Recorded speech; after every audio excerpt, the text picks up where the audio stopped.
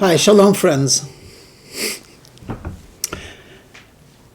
The story that I'm about to share with you is one that has a very, very important lesson.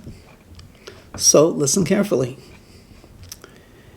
There's a story told about a king who had a very, very loyal, courageous, and brave general. He was totally dedicated to the king, led the troops, and was more often than not successful. Years passed, he had proved his loyalty and dedication to the king many times. And as he was aging, the king decided to reward him. So after a particularly fierce battle that he led his troops, the king calls him in and he says, "My loyal, beloved general, I owe you so much. The country owes you so much. I'm going to give you a tremendous reward. I'm going to give you a duchy. But in the meantime, I don't want you just to retire. I still want you to be in the government service. So I have a job for you. You could be an ambassador. It's not very strenuous. It doesn't take that much bravery, but it does take brains. And I can only trust you. So do me a favor. Please accept this last mission, to be an ambassador to this and this country, and after 2-3 years, you could retire." Of course, the general said to His Majesty, "Anything His Majesty desires is my desire. If you want me to be your ambassador, I will." And the world of diplomacy is very, very different than the world of the battlefield. So the king tried to give him some pointers. And one of the things he pointed out was that there's what they call diplomatic language. And one has to learn how to speak in a manner where even if you carry a threat, you're not downright insulting. You always have to give the person an out, and so on. And he sent him off to his first assignment. But he said as follows: "I'm sending you to the first assignment. It's a neighboring kingship. And we know each other. The two kings are semi-friendly. So it should not be that difficult. But promise me one thing. If they ever ask you to take off your shirt in front of witnesses, refuse." And the general found that very, very strange. "Your Majesty, I'm going to be a diplomat. Why would they ask me to take off my shirt?" He says, "It makes no difference. Just promise me that you will never take off your shirt in front of two witnesses from, the neighboring country." He says, "Your Majesty, of course I would not do that. I have dignity, I have pride." And he says, "Good, I know I could trust you." And off he goes to the next country. Well, he presents his credentials, and then he's wined and dined. Finds it somewhat boring, but he does the rounds and the smiles and the diplomatic language and the nodding of the heads. And in one of those state dinners, something very unpleasant happens. One of the junior officers of the country that he was visiting became drunk and began to say very loud, "Hey, you see that guy, the ambassador? He's an imposter. He pisses himself off as a retired general, now in the services of His Majesty, but he's no general. He's a coward. He's a nobody. He's a nothing." And of course, some of the people are trying to say, "Shh, shh." And this ambassador, who was a respected general, tries to make believe that he did not hear these insults, but he's beginning to seethe inside. If this were to have been in the battlefield, he would have resolved it very quickly. He would have drawn a sword and beheaded him. But we're talking about friendly countries. So he tries to make believe if he's not insulted, but somehow the people in the room pick up on this. People start looking at him strangely, and then one person by mistake bumps him and he says, "How you doing, imposter?" And again, he wants to hold back, and the situation is getting very, very unpleasant.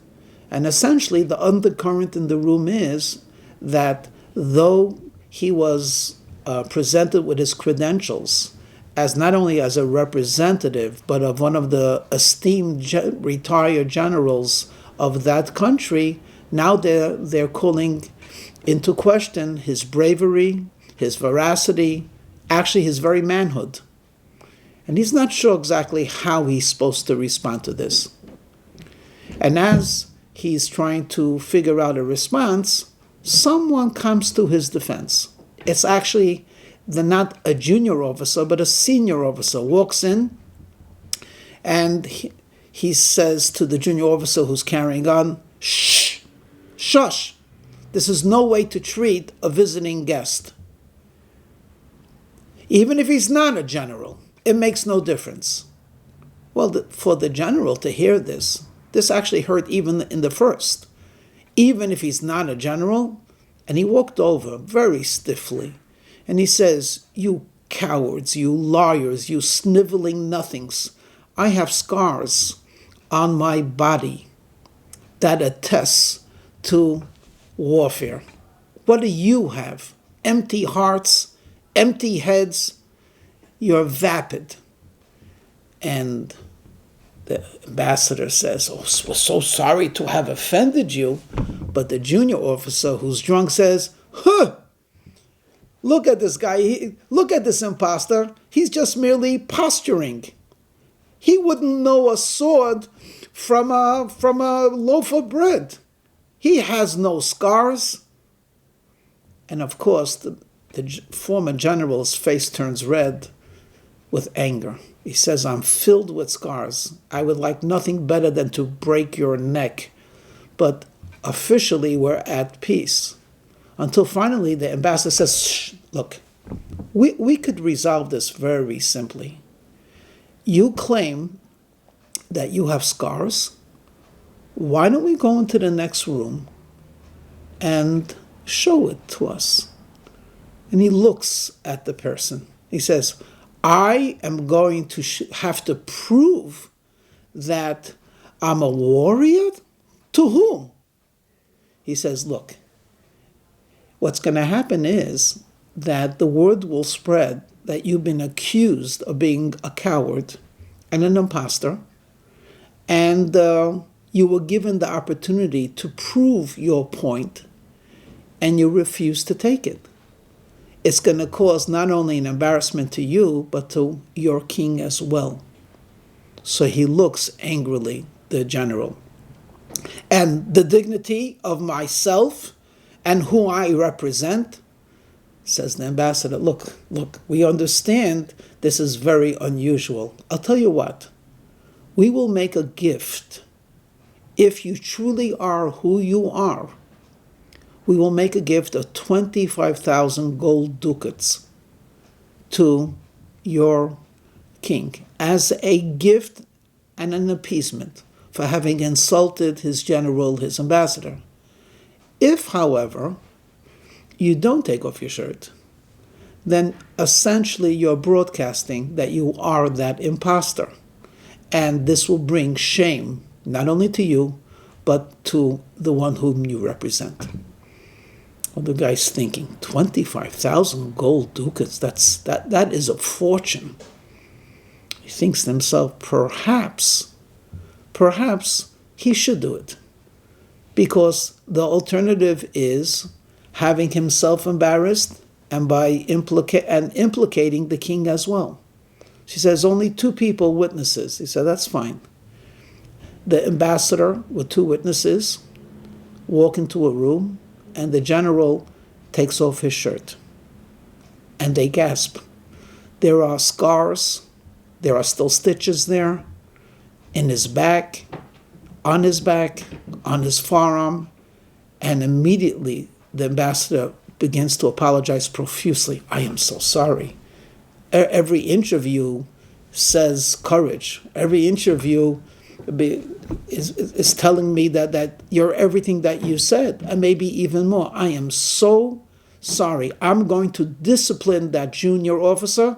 I'm going to put him in jail. And I am so sorry that we accuse you unjustly. I'm going to, by the end of the night, make sure that you receive the 25,000 ducats, which you will then give to your king as an apology from us. Well, the general stiffly puts back on his thing, walks out in a huff, and waited for them to keep their word, which they did. That night they brought sacks of gold, and with, again, apologies, and the general went to bed. The next morning, he took a carriage out and went back to His Majesty. When he came, the king greeted him very friendly, and he said, "How did your first mission go?" And he says, "Not that well, Your Majesty." "What happened?" He says, "Well, I was there for a week. The first 2-3 nights was fine, but then on the 4th night, there was a drunk, and then they spread a rumor, and then they insulted me, and then they insulted you." And the king seems to be a little bit apprehensive. And how did you respond? He said, "I responded with the dignity of the government. I said, I'm going to walk out." But they decided that they would give a gift. He said, "Well, what was the insult that you got so upset about?" "They accused me of not being the general, of being a coward." And the king looked at him and said, "And?" He said, "Well, I proved it to them that I am who I am." And the king's face pales. "And how did you prove it to them?" He says, "Well, I remember Your Majesty telling me not to take off my shirt. But this was an exception to the rule, because they were insulting me and you. And besides, I bring His Majesty a gift of 25,000 gold ducats." And the king just stares at him. Did you take off your shirt?" He said, "Your Majesty, I did, but look what I've accomplished." And the king says, "Oh, what have you done? What have you done?" And he sits down, he actually collapses. Can't figure out, what could have happened. "Your Majesty, what is it?" It wasn't in front of everybody. It was in a private room, and they made good on their promise. He said, "What have you done?" "I had a friendly wager with the neighboring king. And the neighboring king challenged me. He says, I will bet you that I could make one of your representatives take off his shirt." And I said, "No way in the world. If I tell one of the people not to, they won't, especially if he's a loyal soldier."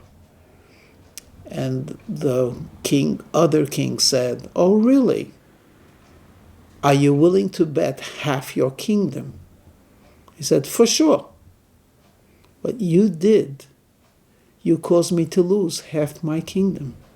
If there was one person who I trusted implicitly that would never degrade himself, it was you, my loyal general. What have you done? What have you done?" The story ends, and the lesson becomes more and more apparent. We make deals. We figure out what's important and what's not important. And there are trade-offs. And occasionally we say, you know what, let's do a small misdeed, but look at the trade-off. So in a silly example, perhaps I could do a small sin of embezzlement, but look what I'll accomplish. I'll build an orphanage. You know how many orphans will be taken care of? Okay, so I stole, but you know who I stole from? Such a rich man, he won't even realize that he lost the money. Isn't it worth it? But do we really know which is more important? Is the orphanage more important than saying to the King of all kings that I will break your law, but it's okay because I'll give you a gift. In all honesty, occasionally this even happens with human relationships, where you say to yourself, I don't have to listen, or I don't have to agree, or I could hurt this person that I love now, but the trade-off will be that we'll go on vacation. I'll make it up to him. I'll make it up to her. Can anyone say that with a finality? That when they hurt the person on Monday, for sure the following Thursday something great, a beautiful dinner will take away that hurt? In this story, the king bet half his kingdom on trusting this general. This general responded to the pressure of the moment and then justified going against the king by thinking he's going to bring the king a large gift. But that large gift was minuscule in comparison to what the king lost. So this is a thoughtful story for you to consider. Always remember, we are not privy to all of the information. What seems small can be great. What we think is great can actually be insignificant. May God give us the strength and wisdom to know how to act. Shalom.